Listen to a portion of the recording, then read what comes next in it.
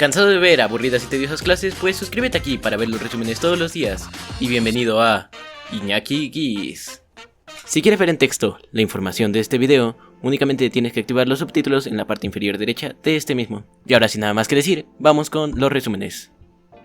La primera clase que veremos será la de matemática, titulada Multiplicación de números positivos y negativos. Nuestro resumen dice así: ampliarás tus conocimientos de la multiplicación de números positivos y negativos, e identificarás las reglas de los signos en la multiplicación. En la sesión anterior profundizaste en las multiplicaciones de números enteros con base en las sumas iteradas y utilizaste los números positivos y negativos para representar las ganancias y pérdidas en diversos ejemplos. También conociste el resultado de multiplicar dos números positivos y un número positivo por uno negativo. Ahora aprenderás a resolver multiplicaciones de números positivos y números negativos, pero en esta ocasión lo realizarás para representar movimientos, avances y retrocesos. Para iniciar, responde lo siguiente en base a lo que adquiriste en la sesión anterior. ¿Qué sucede al multiplicar un número negativo por un número positivo? ¿Qué tipo de número tendrá el producto de estas multiplicaciones? ¿Qué sucederá al multiplicar dos números negativos? Al multiplicar un número positivo por uno negativo o viceversa, se aplica la ley de los signos, que dice que signos iguales da positivo y signos diferentes da negativo, como podemos apreciar en la siguiente tabla. Cuando se habla respecto a movimiento, por ejemplo, si un móvil se mueve 3 veces y llega al número 15, significa que el móvil avanza cierta cantidad de metros, centímetros o X cantidad por cada vez que se mueve. En este caso, si se mueve 3 veces y llega al número 15, significa que avanza de 5 en 5. Es decir, que se está multiplicando 5 por 3 y ambos números son positivos. El reto de hoy es el siguiente: resuelve el siguiente problema. Si el móvil se mueve 4 veces y llega al número menos 32, ¿de cuántas unidades fue cada movimiento? ¿Qué operación permite representar la situación? ¿El resultado de la operación es un número positivo o negativo? Proseguiremos con la clase español, titulada El punto de vista de los personajes. Nuestro resumen dice así: analizarás fragmentos de novelas y cuentos latinoamericanos contemporáneos, con la finalidad de describir las representaciones de los personajes sobre su posición social y acontecimientos. Asimismo, reforzarás tu conocimiento en la literatura. Las obras literarias sobre las que reflexionarás y analizarás la perspectiva de los personajes son: el fragmento de la novela 100 años de soledad del escritor Gabriel García Márquez. Cuando se lee una narración, es importante identificar qué papel desempeña cada personaje para interpretar claramente su función en la historia. Si se entiende qué papel desempeña cada personaje en una narración, podrás tener más claro el tipo de comportamiento y pensamientos que se pueden esperar de este a lo largo de la historia. Para iniciar, analiza el siguiente fragmento de la novela 100 años de soledad. Remedios, la bella se quedó, vagando por el desierto de la soledad, hasta una tarde de marzo en que Fernanda quiso doblar en el jardín sus sábanas de bramante y pidió ayuda a las mujeres de la casa. Apenas habían empezado cuando Amaranta advirtió que, Remedios, la bella, estaba transparentada por una palidez intensa. ¿Te sientes mal?, le preguntó. Remedios, la bella, que tenía agarrada la sábana por el otro extremo, hizo una sonrisa de lástima. Al contrario, dijo, nunca me he sentido mejor. Acabó de decirlo cuando Fernanda sintió que un delicado viento de la luz le arrancó las sábanas de las manos y las desplegó en toda su amplitud. Amaranta sintió un temblor misterioso en los encajes de sus pollerinas y trató de agarrarse de la sábana para no caer.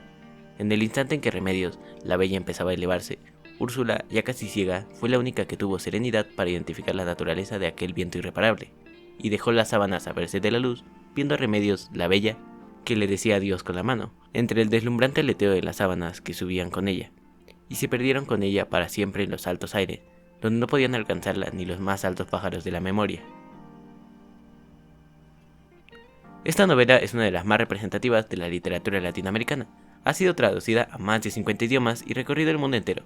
Su autor es el escritor, guionista y periodista colombiano Gabriel García Márquez, quien en 1982 ganó el Premio Nobel de la Literatura. De esta imprescindible novela de nuestra lengua, de la que has conocido tan solo un poco a través de la lectura anterior, responde lo siguiente: ¿cómo actuó Amaranta cuando Remedios empezó a elevarse? ¿Cómo fue la reacción de Úrsula ante la situación? ¿Qué hace que cada personaje tenga una perspectiva diferente de cada situación? La manera del comportamiento de cada uno de los personajes hace que te intereses en la historia. A todos nos atraen diferentes acciones que realizan los personajes. Esto nos induce a continuar leyendo. La imagen del personaje de Remedios elevándose no es algo que pase naturalmente. Sin embargo, en la lectura de la obra casi se puede ver gracias a la imaginación. Es algo mágico que no sucede en la vida real. Por ello, es considerado un realismo mágico. El realismo mágico es un movimiento literario que se caracteriza por la inclusión de elementos maravillosos o mágicos en la narración. Cada personaje tiene una perspectiva distinta, es decir, un punto de vista distinto sobre la misma situación, como sucede en la vida. A veces una persona piensa una cosa y sus amigos o familiares otra. El reto de hoy es el siguiente. Explora las lecturas que vienen en tu libro de texto y selecciona la que más llame tu atención. Después describe la perspectiva de los personajes que aparecen en el cuento o fragmento de la novela que seleccionaste.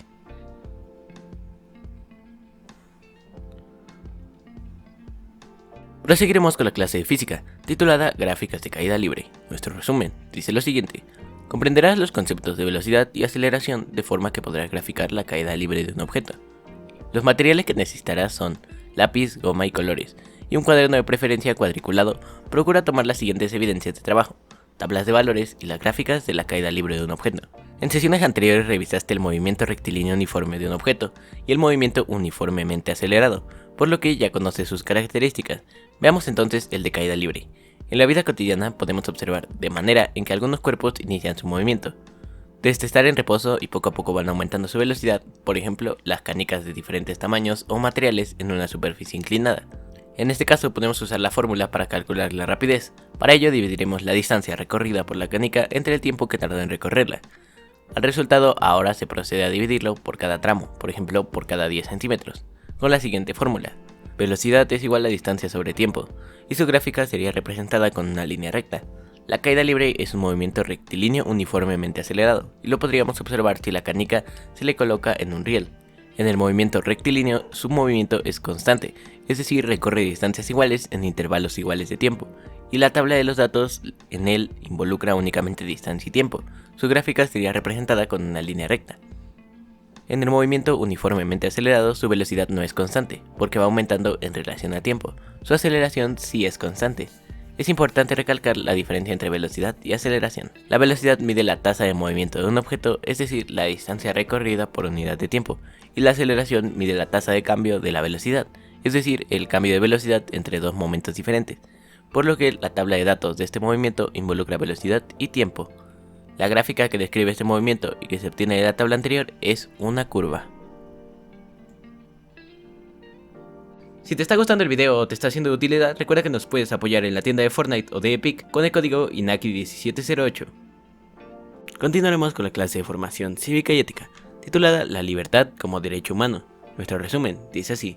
Reflexionarás sobre la importancia que tiene la información para tomar decisiones asertivas con base en el ejercicio de la libertad como derecho de todo ciudadano. La libertad es un derecho humano porque es un principio que aplica a todas las personas sin distinción alguna. En tu vida diaria tomas distintas decisiones que pueden parecer muy simples, y hay situaciones que pueden cambiar tu vida o al menos contribuir en gran medida a transformarla, y esto se relaciona con la libertad. Por eso es importante que reflexiones acerca de las decisiones que vas a tomar, a partir de la libertad que tienes y que vaya de la mano del respeto a tu dignidad y la de las demás personas. Para comenzar, centra tu atención en las siguientes preguntas relacionadas con la libertad y reflexiona al respecto. ¿Tengo derechos por ser adolescente? ¿Cómo me informo de ellos? ¿Por qué la libertad es un derecho humano? ¿Se relaciona con las acciones de tu vida diaria? ¿De qué modo? ¿En qué casos has empleado la libertad? La libertad es el derecho de todas las personas que implica el poder elegir y tomar decisiones, también expresarse y relacionarse con otras personas. Estos son algunos puntos, pero existen muchísimos más. La libertad es un derecho fundamental para la vida humana, tanto en el ámbito personal, social y político. A partir de la idea anterior, se puede afirmar que la libertad es un derecho que faculta a todas las personas para tomar decisiones que les permite desarrollarse en los diversos ámbitos de su vida. Es fundamental porque está reconocida y garantizada por las leyes. La ley suprema de nuestro país, que es la Constitución Política de los Estados Unidos Mexicanos, contempla las garantías individuales en el capítulo 1 de los derechos humanos y sus garantías, en donde se promueve la libertad para reunirse y asociarse, elegir la profesión u oficio, y expresar libremente las ideas y creencias religiosas, entre otras libertades. Es decir, tenemos derecho a reunirnos o asociarnos con otras personas sin importar el propósito, así como decir libremente lo que pensamos y creemos, siempre y cuando no se vulneren los derechos de otra persona. El reto de hoy es el siguiente. Reflexiona con tu familia y responde las siguientes preguntas. Si Javier hiciera lo que su hermana le dice, ¿estaría ejerciendo su libertad? ¿Por qué? ¿Qué pasaría si decidiera no hacer caso a su hermana? Consulta tu libro para complementar las explicaciones y ten presente que puedes recurrir a él para aclarar las dudas que te surjan más adelante respecto a este tema. Y finiquitaremos el día de hoy con la clase de tecnología. titulada La tecnología y las necesidades de la humanidad. Nuestro resumen dice así: identificarás cómo la tecnología se enfoca en satisfacer las necesidades e intereses de las personas y reflexionarás sobre los productos que tienes en casa y en qué necesidades los requieres. Las necesidades humanas se satisfacen por productos, resultado de la tecnología. Desde los orígenes de la humanidad, la tecnología ha estado presente para satisfacer las necesidades básicas. La humanidad ha tenido que reflexionar sobre sus necesidades y su entorno, sus capacidades corporales y cómo acrecentarlas para sobrevivir, así como las consecuencias de sus acciones.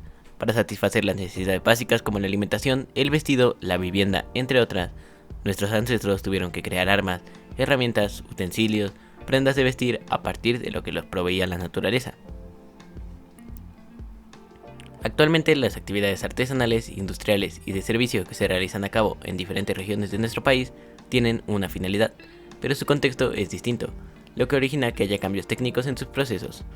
La tecnología provee a las personas de los medios técnicos como herramientas, máquinas, objetos y materiales para facilitar el desarrollo de dichas actividades de manera más eficiente.